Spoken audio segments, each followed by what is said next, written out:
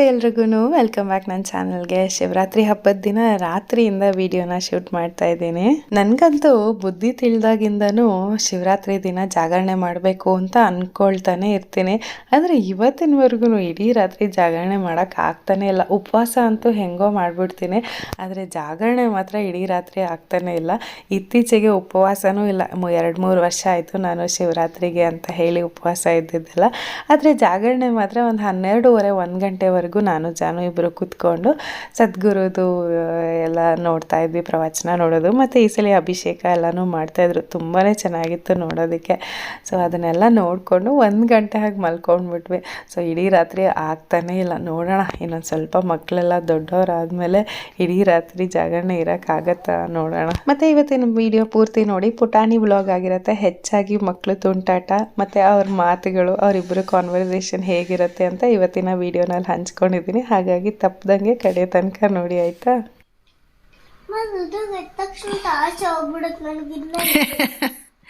ದುಡ್ಡು ಅಕ್ಕ ಏನೋ ಕೇಳ್ತಿದ್ದಾಳೆ ನೋಡು.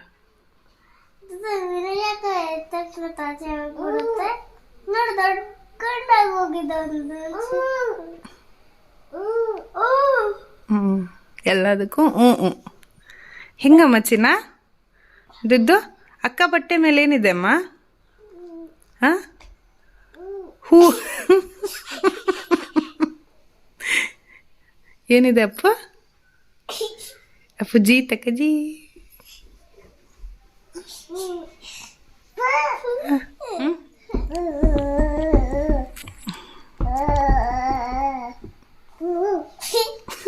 ಏನಂತ? ಏನಮ್ಮ ಅದು ಚಿನ್ನ? ಏನದು? ಇಬ್ಬರು ಬೇಗ ಬೇರೆ ಎದ್ದಿದ್ದಾರ. ಬೆಳಗ್ಗೆಯಿಂದನೇ ತರಲೆ ತುಂಟಾಟಗಳು ಶುರುವಾಯಿತು. ಸರಿ, ಇಬ್ರಿಗೂ ಹಾಲು ಕಾಯಿಸಿ ಕೊಡೋಣ ಅಂತ ಬಂದೆ. ಇತ್ತೀಚೆಗೆ ನಮ್ಮ ಅನಿರುದ್ಧಂಗೂ ಹಾಲು ಕೊಡ್ತಾ ಇದ್ದೀನಿ ನಾನು. ಸ್ವಲ್ಪ ಸ್ವಲ್ಪ ಅಭ್ಯಾಸ ಮಾಡ್ತಾಯಿದ್ದೀನಿ. ಆ್ಯಕ್ಚುಲಿ 1 ವರ್ಷ ಆದಾಗಿಂದಲೇ ಡಾಕ್ಟ್ರ್ ಹೇಳಿದರು ಸ್ವಲ್ಪ ಸ್ವಲ್ಪ ಕೊಡಿ ಅಂತ ಹೇಳಿ. ಬಟ್ ಆವಾಗ ಅವ್ನು ಕುಡಿತಿರ್ಲಿಲ್ಲ. ಈಗ ಸಮನ್ವಿ ಕುಡಿಯೋದನ್ನ ನೋಡಿ ಅವನು ಬೇಕು ಅಂತ ಹೇಳ್ತಾನೆ. ಹಾಗಾಗಿ ಇಬ್ರಿಗೂ ಬೆಳಗ್ಗೆ ಹೊತ್ತು ಒಂದು ಸ್ವಲ್ಪ ಹಾಲು ಕೊಡ್ತೀನಿ. ಇತ್ತೀಚೆಗಂತೂ ಹಾಲು ಕೊಡಬಾರ್ದು ಮಕ್ಕಳಿಗೆ, ಒಳ್ಳೆಯದಲ್ಲ ಅಂತ ಎಷ್ಟೊಂದು ಜನ ಹೇಳ್ತಾರೆ. ಬಟ್ ಏನಂತಂದರೆ ಪ್ರತಿಯೊಂದಕ್ಕೂ ನೆಗೆಟಿವ್ಸ್ ಹುಡುಕ್ತಾ ಹೋದರೆ, ಹಂಗೆ ನೋಡಿದ್ರೆ ನಾವು ಊಟ ಮಾಡೋ ಪ್ರತಿಯೊಂದರಲ್ಲೂ ಏನಾದರೂ ಒಂದು ಪ್ರಿಸರ್ವೇಟಿವ್ ಕೆಮಿಕಲ್ಸ್ ಆ್ಯಡ್ ಮಾಡೇ ಇರ್ತಾರೆ. ಹಾಗಂತ ಊಟ ಮಾಡದೇ ಇರೋದಕ್ಕೆ ಆಗೋದಿಲ್ಲ. ಕೆಲವೊಂದಕ್ಕೆಲ್ಲ ದೇಹ ಹಾಗೆ ಅಡ್ಜಸ್ಟ್ ಆಗೋಗುತ್ತೆ. ಅದರಿಂದ ಏನು ಒಳ್ಳೇದು ಸಿಗುತ್ತೆ ಅದನ್ನು ನೋಡಿಕೊಂಡು ಹೋಗ್ತಾ ಇರಬೇಕಷ್ಟೇ. ತೀರಾ ತಲೆ ಕೆಡಿಸ್ಕೋಬಾರ್ದು.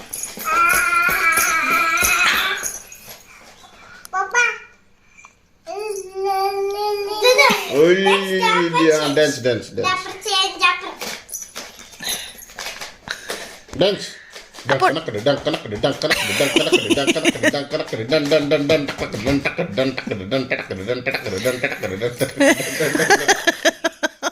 ಏನೋ ಒಂದು ಸಣ್ಣ ಮ್ಯೂಸಿಕ್ ಮಾಡಿದ್ರು ಎಲ್ಲದಕ್ಕೂ ಡ್ಯಾನ್ಸ್ ಮಾಡ್ತಾನೆ.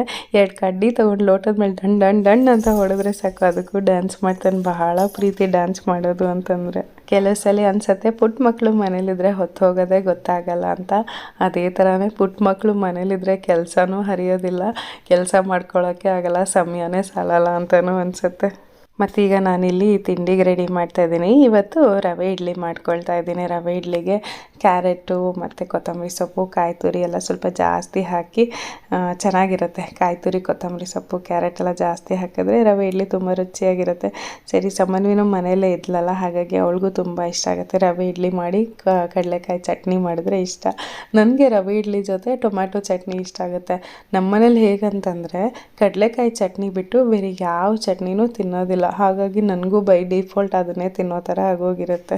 ಒಬ್ಳಿಗಂತ ಸಪ್ರೇಟಾಗಿ ಇನ್ನೆಲ್ಲಿ ಮಾಡ್ಕೊಳಕ್ಕಾಗತ್ತೆ. ಅದೇ ಹೇಳ್ತಾ ಇರ್ತೀನಿ, ಮಾಡಿ ಅಪ್ಪ ಮಗಳು ಇಬ್ಬರೂ, ನನ್ನ ಮಗ ಬರಲಿ, ಅವನಿಗೆ ನನಗೇನು ಇಷ್ಟನೋ ಅದನ್ನೇ ಕಲಿಸ್ತೀನಿ ಅಂತ. ಗೊತ್ತಿಲ್ಲ ಅವ್ನಿಗೆ ಏನೇನು ಇಷ್ಟ ಆಗುತ್ತೋ ಏನೋ ಗೊತ್ತಿಲ್ಲ. ಒಟ್ಟಿನಲ್ಲಿ ಫೈನಲಿ ಎಲ್ಲದಕ್ಕೂ ನಾವೇ ಅಡ್ಜಸ್ಟ್ ಮಾಡ್ಕೋಬೇಕಾಗತ್ತೆ.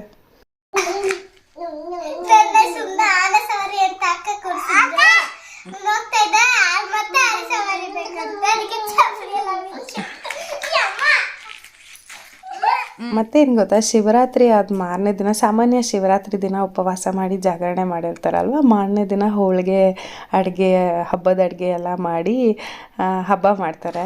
ಆದರೆ ನಮ್ಮ ಮನೆಯಲ್ಲಿ ಹಬ್ಬದ ಅಡುಗೆ ಎಲ್ಲ ಮಾಡಿದ್ರೆ ತಿನ್ನೋರು ಯಾರು, ಹಾಗಾಗಿ ಅಟ್ಲೀಸ್ಟ್ ಹಬ್ಬದ ಅಡುಗೆ ಎಲ್ಲ ಮಾಡದಿದ್ರೂ ಅಟ್ಲೀಸ್ಟ್ ಒಬ್ಬಟ್ಟು ಮಾಡೋಣ ಅಂತ ಹೇಳಿ ಕಲಸಿ ರೆಡಿ ಮಾಡ್ಕೊಂಡಿದ್ದೆ. ಅದು ಅಲ್ಲದೆ ಒಬ್ಬಟ್ಟು ಭಾಳ ದಿನಗಳ ಬಯಕೆ, ತುಂಬ ದಿನದಿಂದ ಅನ್ನಿಸ್ತಾಯಿತ್ತು ಬೇಳೆ ಒಬ್ಬಟ್ಟು ತಿನ್ನಬೇಕು ಅಂತ ಹೇಳಿ. ಆದರೆ ಏನು ಸಂದರ್ಭ ಕೂಡ ಬಂದಿರಲಿಲ್ಲ ಮಾಡೋದಕ್ಕೆ. ಸರಿ ಇವತ್ತಾದರೂ ಮಾಡೋಣ ಅಂತ ಹೇಳಿ ಮಾಡ್ತಾಯಿದ್ದೆ. ಸರಿ ನಮ್ಮ ಅಪ್ಪಾಜಿ ಬಂದಿದ್ದರು, ಅವರು ಹೆಲ್ಪ್ ಮಾಡ್ತಾಯಿದ್ರು ನನಗೆ ಹೋಳಿಗೆ ಮಾಡೋದಕ್ಕೆ. ತಿನ್ನೋರಿದ್ರಂತೂ ಖುಷಿಯಾಗಿ ಎಲ್ಲ ಅಡುಗೆ ಮಾಡಿಕೊಡ್ತೀನಿ. ಆದರೆ ನಮ್ಮ ಮನೇಲಿ ಅಷ್ಟು ಊಟನ ಇಷ್ಟಪಟ್ಟು ತಿನ್ನೋದು ಕಮ್ಮಿನೇ. ನಾನು ಏನು ಮಾಡಾಕಿದ್ರೂ ತಿಂತಾರೆ. ಅದು ಅಲ್ಲದೆ ಇಂಥದ್ದೇ ಬೇಕು ಅಂಥದ್ದೇ ಬೇಕು ಅಂತ ಡಿಮ್ಯಾಂಡ್ ಮಾಡೋರು ಯಾರೂ ಇಲ್ಲ.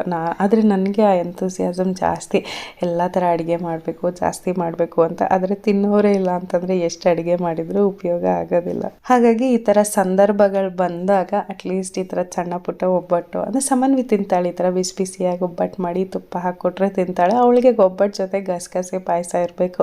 ಆದರೆ ಮತ್ತೆ ಎರಡೆರಡು ಸಿಹಿ ಮತ್ತು ವೇಸ್ಟ್ ಆಗುತ್ತೆ ಅಂತ ಅದನ್ನು ಮಾಡಲಿಲ್ಲ.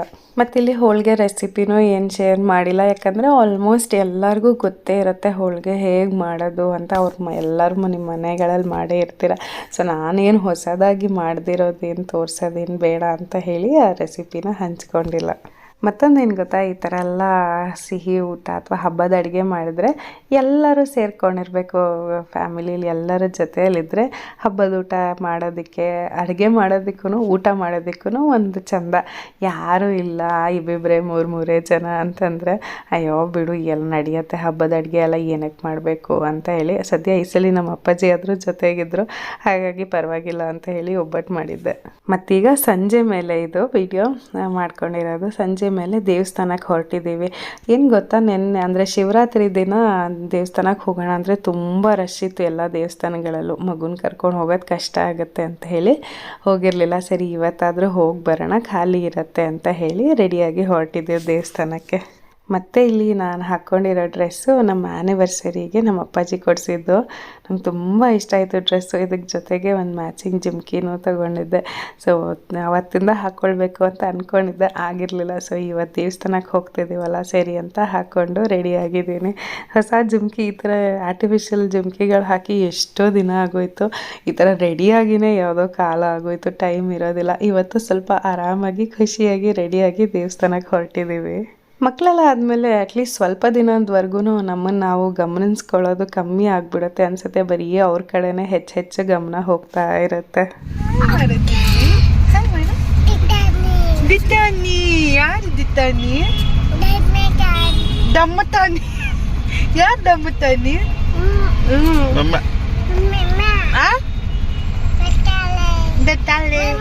ಮಮ್ಮ ಏನ್ ಮಾಡ್ತಿದ್ದೀನಿ ಮಮ್ಮ? ನಾನು ಆಮೇಲೆ ಎಲ್ಲಿ ಹೋಗ್ತಾ ಇದ್ದೀವಿ ಇವಾಗ ನಾವು? ಎಲ್ಲಿ ಹೋಗ್ತಾ ಇದ್ದೀವಿ ಇವಾಗ ನಾವು? ಕಾಕ ನೋಡಕ್ಕ? ಕಾರಲ್ಲ. ಸರಿ ಸರಿ, ಎಲ್ಲಿ ಹೋಗ್ತಾ ಇದ್ದೀವಿ ಕಾರಲ್ಲಿ? ಅಕ್ಕ. ಸರಿ, ಅಕ್ಕ ಜೊತೆನೂ ಬರ್ತಿದ್ದಾಳ. ಎಲ್ಲಿ ಹೋಗ್ತಾ ಇದ್ದೀವಿ ಹೇಳು? ಮುದ್ದು ಅದು ಏನೇನೋ ಮಾತಾಡ್ತಾನೆ, ತನಗಿಷ್ಟ ಬಂದಿದೆ ಮಾತಾಡ್ತಾನೆ. 4-5 ಪದಗಳನ್ನ ಕಲ್ತ್ಕೊಂಡ್ಬಿಟ್ಟಿದ್ದಾನೆ, ಸೆಂಟೆನ್ಸಲ್ಲಿ ಹೇಳಕ್ಕೆ ಬರೋದಿಲ್ಲ ಅಂತೂ ಮಾತಾಡ್ತಿರ್ತಾನೆ. ಆಮೇಲೆ ದೇವಸ್ಥಾನಕ್ಕೆ ಬಂದ್ವಿ, ಎಷ್ಟು ಚೆನ್ನಾಗಿ ಅಲಂಕಾರ ಮಾಡಿದರು ನೋಡಿ, ತುಂಬ ಖುಷಿ ಆಯಿತು. ನೆನ್ನೆನೇ ಅಲಂಕಾರ ಮಾಡಿರ್ತಾರೆ, ಇವತ್ತು ಹೂವೆಲ್ಲ ಸ್ವಲ್ಪ ಬಾಡ್ದಂಗಿತ್ತು. ಆದರೆ ಅಲಂಕಾರ ಮಾತ್ರ ಭಾಳನೇ ಚೆನ್ನಾಗಿತ್ತು. ರಶ್ ಅಂತೂ ಒಂಚೂರು ಇರಲಿಲ್ಲ. ದೇವಸ್ಥಾನ ಆರಾಮಾಗಿ ಹೋಗಿ ಶಿವನ ದರ್ಶನ ಮಾಡಿಕೊಂಡು ಬಂದ್ವಿ. ದೇವಸ್ಥಾನಕ್ಕೆಲ್ಲ ಹೋಗಿ ಬಂದು ಊಟ ಎಲ್ಲ ಮುಗಿಸಿ ಮತ್ತು ರಾತ್ರಿ ಶಿಫ್ಟ್ ಶುರುವಾಯಿತು ನಂದು. ಮನೆ ಹಾಗಾಗೆ ಬಿಟ್ಟು ಹೋಗ್ಬಿಟ್ಟಿದೆ. ಅಡುಗೆ ಮನೇಲೆಲ್ಲ ಗಲೀಜು ಹಾಗೆ ಇತ್ತು. ಅಡುಗೆ ಮನೆ ಎಲ್ಲ ಕ್ಲೀನ್ ಮಾಡಿ ಎಲ್ಲ ಒಂದು ಸೆಟ್ ಮಾಡೋಷ್ಟೊತ್ತಿಗೆ ಯಪ್ಪ ತಲೆನೇ ನೋವು ಬಂದ್ಬಿಡುತ್ತೆ. ಮಧ್ಯಾಹ್ನ ಹೋಳಿಗೆ ಮಾಡಿದ್ದು, ಆ ಕಟ್ಟೆ ಎಲ್ಲ ಹಾಗೆ ಜಿಡ್ಡೆಲ್ಲ ಹಾಗೆ ಇತ್ತು. ಆವಾಗಲೇ ಕ್ಲೀನ್ ಮಾಡೋಕ್ಕೆ ಸಮಯ ಆಗಲಿಲ್ಲ. ನಮ್ಮ ಅನಿರುದ್ಧ ಎದ್ಬಿಟ್ಟ, ಕಷ್ಟ ಆಗೋಯ್ತು ಅದೆಲ್ಲ ಕ್ಲೀನ್ ಮಾಡೋದಕ್ಕೆ. ಮತ್ತಿನ್ನು ಹಠ ಮಾಡ್ತಾನೆ ಅಲ್ಲಿ ಬಿಟ್ಟು ಹೋದರೆ ಅಂತ ಹೇಳಿ ಹಾಗೆ ಬಿಟ್ಟು ಹೋಗ್ಬಿಟ್ಟಿದೆ. ಸರಿ ರಾತ್ರಿ ಅಂತೂ ನನ್ನ ಟೈಮ್ ಇದ್ದೇ ಇರುತ್ತೆ ಪೀಸ್ಫುಲ್ಲಾಗಿ ಅಂತ ಈಗ ಅವರಿಬ್ರು ಮಲಗಿಸಿ ಇಲ್ಲಿ ಕ್ಲೀನ್ ಮಾಡ್ಕೊಳಕ್ಕೆ ಶುರು ಮಾಡ್ಕೊಂಡಿದ್ದೀನಿ. ಇನ್ನೊಂದೇನು ಗೊತ್ತಾ, ರಾತ್ರಿ ಕ್ಲೀನ್ ಮಾಡಿಕೊಂಡ್ರೆ ಸರಿ, ಬೆಳಗ್ಗೆ ಮಾಡ್ಕೊಳ್ಳೋಣ ಅಂತಂದರೆ ಬೆಳಗ್ಗೆ ಎದ್ದು ಬಂದು ಅಡುಗೆ ಮನೆ ಕ್ಲೀನಾಗಿಲ್ಲ ಅಂತಂದರೆ ಅಲ್ಲಿಂದನೇ ಒಂಥರ ಮೂಡು ಇರಿಟೇಷನ್ ಶುರುವಾಗ್ಬಿಡುತ್ತೆ. ಅದಕ್ಕೋಸ್ಕರ ರಾತ್ರಿ ಕ್ಲೀನ್ ಮಾಡಿ ಅಡುಗೆ ಮನೆ ಕ್ಲೀನ್ ಮಾಡಿಟ್ಟು ಮಲ್ಕೊಂಬಿಟ್ರೆ ಬೆಳಗ್ಗೆ ಎದ್ದು ಬಂದಾಗ ಕ್ಲೀನಾಗಿರೋ ಅಡುಗೆ ಮನೆ ನೋಡಿದಾಗ ಮನ್ಸು ಖುಷಿಯಾಗಿಬಿಡುತ್ತೆ. ಸೊ ಚೆನ್ನಾಗಿರುತ್ತೆ. ಹಾಗಾಗಿ ಎಷ್ಟೇ ಕಷ್ಟ ಆದರೂ ಆದಷ್ಟು ರಾತ್ರಿನೇ ಅಡುಗೆ ಮನೆ ಕ್ಲೀನ್ ಮಾಡ್ಕೊಂಬಿಡ್ತೀನಿ. ತೀರಾ ಆಗಲಿಲ್ಲ ಅಂತಂದಾಗಲೇ ರಾತ್ರಿ ಬಿಟ್ಟು ಬೆಳಗ್ಗೆ ಅಷ್ಟೊತ್ತಿಗೆ ಎದ್ದು ಕ್ಲೀನ್ ಮಾಡ್ಕೊಳ್ಳೋದು. ನಿಮಗೆಲ್ಲ ಹೇಗೆ? ರಾತ್ರಿ ಹೊತ್ತೇನೆ ಕ್ಲೀನ್ ಮಾಡಿ ಬೆಳಗ್ಗೆ ಕ್ಲೀನ್ ಅಡುಗೆ ಮನೆ ನೋಡೋಕ್ಕೆ ಇಷ್ಟನಾ, ಇಲ್ಲ ರಾತ್ರಿ ಪರವಾಗಿಲ್ಲ ಬಿಟ್ಟು ಮಲ್ಕೊಂಬಿಟ್ಟು ಬೆಳಗ್ಗೆ ಅಷ್ಟೊತ್ತಿಗೆ ಎದ್ದು ಕ್ಲೀನ್ ಮಾಡ್ಕೊತೀರಾ ಹೇಗೆ ಅಂತ ಹೇಳಿ ನನಗೂ. ಕೆಲವು ಸಲ ಅಯ್ಯೋ ಯಾಕಪ್ಪ ಬೇಕು, ದಿನ ಅದೇ ಕೆಲಸ, ಅದೇ ಕ್ಲೀನ್ ಮಾಡಬೇಕು, ಅದೇ ತಿಡಬೇಕು, ಅಡುಗೆ ಮಾಡಬೇಕು, ಕ್ಲೀನ್ ಮಾಡಬೇಕು, ಊಟ ಮಾಡಿಸ್ಬೇಕು, ತಿನ್ನಬೇಕು, ಇದೇ ಆಗೋಗಿದೆ, ಸಾಕಪ್ಪ ಯಾರು ಮಾಡ್ತಾರೆ ಇದನ್ನು ಅಂತ ಅನಿಸುತ್ತೆ. ಆದರೆ ನೀವು ಯೋಚನೆ ಮಾಡಿದ್ರೆ ಯಾವ ಕೆಲಸನಾದರೂ ಅಷ್ಟೇ, ಹೊರಗೆ ಹೋಗಿ ದುಡ್ಕೊಂಡು ಬಂದ್ರೂ ಅಷ್ಟೇ, ಎಲ್ಲ ಮಾಡ್ತಾ ಮಾಡ್ತಾ ಯಾವತ್ತಾದರೂ ಒಂದಿನ ಆ ಬೇಜಾರು ಬಂದೇ ಬರುತ್ತೆ. So it's all part of the game ಅಂತ ಅನಿಸುತ್ತೆ. ಸೊ ಏನೇ ಮಾಡಿದ್ರೂ ಯಾವತ್ತಾದರೂ ಒಂದಿನ ನಾವು ಪ್ರತಿದಿನ ಮಾಡೋ ಕೆಲಸ ಬೇಜಾರೇ ಆಗುತ್ತೆ. ಸೊ ಯಾವ ಕೆಲಸನೂ ಪ್ರತಿದಿನ ಎಕ್ಸೈಟಿಂಗ್ ಆಗಿರಲ್ಲ, ಅಥವಾ ಯಾವ ಕೆಲಸ ಪ್ರತಿದಿನವೂ ಅಯ್ಯೋ ಅಂತ ಅನಿಸೋದಿಲ್ಲ. ಸೊ ಅಪ್ಸ್ ಆ್ಯಂಡ್ ಡೌನ್ಸ್ ಇದ್ದೇ ಇರುತ್ತೆ. ಬೇಜಾರಾಗಿದ್ದ ದಿನ ಸ್ವಲ್ಪ ಸ್ಲೋ ಪೇಸಲ್ಲಿ ಮಾಡಿಕೊಂಡು, ಮತ್ತು ಹುಮ್ಮಸ್ಸಿರೋ ದಿನ ಫಾಸ್ಟಾಗಿ ಇನ್ನೂ ಎಕ್ಸ್ಟ್ರಾ ಕೆಲಸಗಳನ್ನ ಮಾಡಿಕೊಂಡು ಮನೇನ ನಿಭಾಯಿಸ್ಕೊಂಡು ಹೋಗಬೇಕು ಅಷ್ಟೇ. ಸೀಕ್ರೆಟ್ ಬೇರೆ ಏನು ದೊಡ್ಡ ಮ್ಯಾಜಿಕಲ್ ಸೀಕ್ರೆಟ್ ಅಂತೂ ಏನೂ ಇರೋದಿಲ್ಲ. ಎಸ್ಪೆಷಲಿ ನಮ್ಮ ಗೃಹಿಣಿಯರಿಗೆ ಸುಸ್ತಾದರೂ, ನೋವಾದರೂ, ಕಷ್ಟ ಆದರೂ, ಸಂಕಟ ಆದರೂ ಪ್ರತಿಯೊಂದನ್ನು ಮಾಡ್ಕೊಂಡು ಹೋಗಬೇಕು. ವರ್ಕಿಂಗ್ ವಿಮೆನ್ ಇರ್ತಾರೆ ನೋಡಿ, ಅವ್ರದ್ದಂತೂ ಇನ್ನೂ ಪಾಪದ ಪಾಡು. ಆಫೀಸಲ್ಲೂ ಕೆಲಸ ಮಾಡಬೇಕು, ಮನೆಯಲ್ಲೂ ಬಂದು ದುಡಿಬೇಕು, ಅದಿನ್ನೂ ತುಂಬ ಕಷ್ಟವಾದ ಕೆಲಸ. ಆದರೂ ಎಷ್ಟು ಚೆನ್ನಾಗಿ ಎಲ್ಲನೂ ನಿಭಾಯಿಸ್ಕೊಂಡು ಹೋಗ್ತೀವಿ. ಹೆಣ್ಮಕ್ಳು ಯಾವಾಗಲೂ ಬೆಸ್ಟ್. ಸರಿ, ಮತ್ತು ಇವತ್ತಿನ ವಿಡಿಯೋ ಇಲ್ಲೇ ಮುಗಿಸ್ತಾ ಇದ್ದೀನಿ. ಪುಟ್ಟ ವಿಡಿಯೋ, ಆದರೆ ನಿಮ್ಮೆಲ್ಲರಿಗೂ ಇಷ್ಟ ಆಗಿದೆ ಅಂತ ಅಂದ್ಕೊಳ್ತೀನಿ. ಮತ್ತೆ ಮುಂದಿನ ವಿಡಿಯೋದಲ್ಲಿ ಸಿಗ್ತೀನಿ. ಅಂಟಿಲ್ ದೆನ್ ಟೇಕ್ ಕೇರ್, ಬಾಯ್.